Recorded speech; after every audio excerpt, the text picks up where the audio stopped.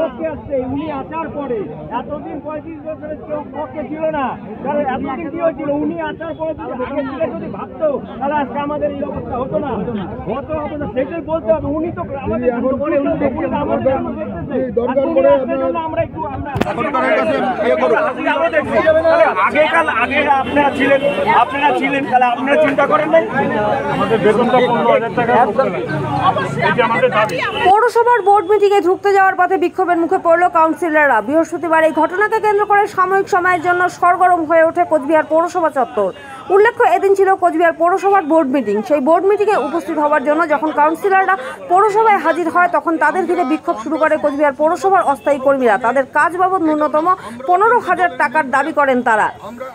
তাদের বিক্ষোভের মুখে পথ আটকে ছিল 8 নম্বর ওয়ার্ডের কাউন্সিলর তথা তৃণমূলের জেলা সভাপতি অভিজিৎ দেব ভৌমিক, 1 নম্বর ওয়ার্ডের কাউন্সিলর চন্দনা মহন্ত সহ অন্যান্যরা। তারা আন্দোলনকারীদের পাশে থেকে বোর্ড মিটিংয়ে এই দাবির কথা রাখার আশ্বাস দেয়।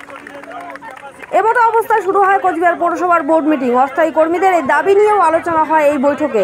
বৈঠক শেষে পৌরপতি রবীন্দ্রনাথ ঘোষ বলেন, তাদের দাবি ন্যায্য দাবি, তবে পৌরসভার আয় না বাড়ায় আমরা তাদের বেতন বৃদ্ধি করতে পারছি না, তবে তাদের স্বার্থে যতটা করা উচিত ততটা করব।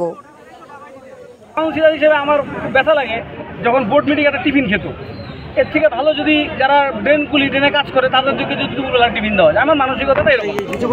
তো আমি ওনাদেরকে বললাম যারা অস্থায়ী কর্মচারী আছে তারা বসে নিয়ে ওদের কমিটিটা ওরা আন্দোলন, এই আন্দোলনটা কিসের দাবিতে? দাবিতে বেতন বৃদ্ধির দাবি। তাদের বেতন বৃদ্ধি, ওরা যে অস্থায়ী কর্মচারী আছে তাদের বেতন বৃদ্ধির দাবি। কতজন অস্থায়ী কর্মচারী আছে? প্রায় 600-র কাছাকাছি। 600 টাকা। আপনার কাদের ব্যানারে বা মানে কাদের নেতৃত্বে আন্দোলন?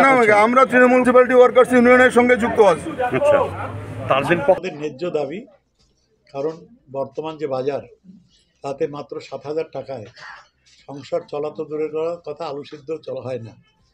আমরা নতুন বোর্ড আসার পরে 3,000 থেকে 5,000 পর্যন্ত ওদের ছিল, সেটা 7,000 মিনিমাম আমরা করেছি, কিন্তু আমাদেরও আয় বাড়েনি। পৌরসভার আয় না বাড়ায় আমরা রাজ্য সরকারের কাছে আমরা আবেদন করেছিলাম যে 2017 সালে তারা যে সার্কুলারটা জারি করেছিল, যে সার্কুলার অনুযায়ী 124টা পৌরসভা 6টা কর্পোরেশন তাদের যে কর্মী তালিকা তারা সরকারের কাছে পেশ করাতে তারা সেই বেনিফিটটা পেয়ে যাচ্ছে। পুরো টাকাটা 10,000 টাকা করে আনুমানিক পেয়ে যাচ্ছে কর্মীরা। তো আমাদেরটা বাদ ছিল, আমরাও এতদিন চেষ্টা করে আমাদেরটা দার্জিলিং 2টো পৌরসভার তালিকা চেয়েছে গতকালকেই। আমরা তালিকা প্রস্তুত করছি, ওই তালিকাটা যদি আমরা করে কালকের মধ্যে আশা করছি, কালকে না করলে আবার শনিবার রবিবার হয়ে যাবে, আমরা ডিপার্টমেন্টে পাঠাবো। আমরা আশা করছি যে আমাদের এই অনুমোদনটা যদি এখনও দেরিতেও হয় তাহলে এরা উপকৃত হবে। তারা যা দিবে তার সাথে আমরা আবার কিছু দিয়ে আমরা চাই কমপক্ষে 10,000 টাকা এদের পান, তাহলে কোনো রকমের ডাল ভাতও খেতে পারবে না, কিন্তু আলু সিদ্ধ ভাতটা তারা খেতে পারবে।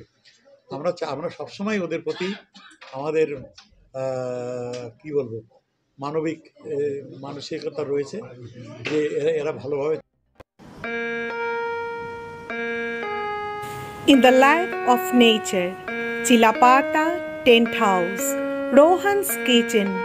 Enjoy nature with a different flavor. Book your holidays and refresh your mind.